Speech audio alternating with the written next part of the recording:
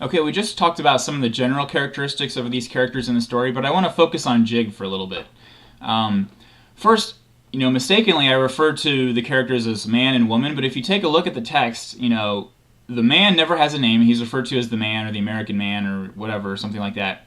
But he's always described as being with the girl, right? So I think there, in some way, the prose is diminishing her, right? So we have a man, full grown, with a girl. So it sort of suggests that she's not mature, she's not able to make her own decisions, which is played out through the text. And her not being able to make her own decisions or not wanting to make her own decisions comes out in the story a couple times. So I want to show a couple of passages to you. So on the first page, very quickly, right off the bat, she's asking questions. She doesn't seem to be able to form an opinion or be able to make a choice. What should we drink? The girl asked. And then he says, let's drink a beer, blah, blah, blah. Big ones, she asks, so she's not sure if she wants a big one or if she wants a small one. On the next page, he introduces the idea of this Anis del Toro drink. She asks, could we try it? So instead of saying, let's try it, she poses it as a question, could we try it? So she's sort of diminished first by being referred to as the girl. Eventually she has a name, but being referred to as a girl, and then always asking questions and never being able to come out and make statements or make commands. Later on the page 274, on the first page she talked about the hills looking like white elephants, and here in the middle of 274 she says, I said the mountains looked like white elephants. Wasn't that bright? So it's like she's seeking affirmation through the male, right?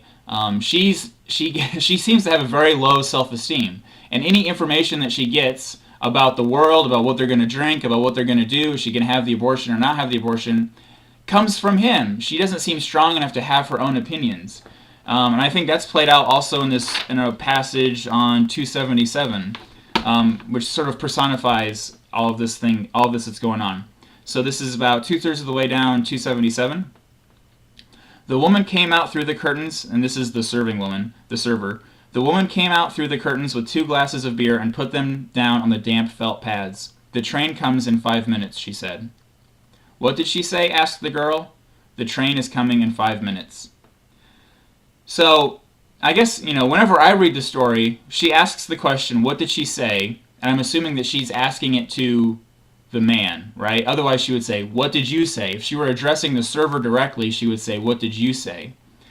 Now, in a previous video, I talked about the dialogue not having tags. He said, she said, Jig, the man, anything like that.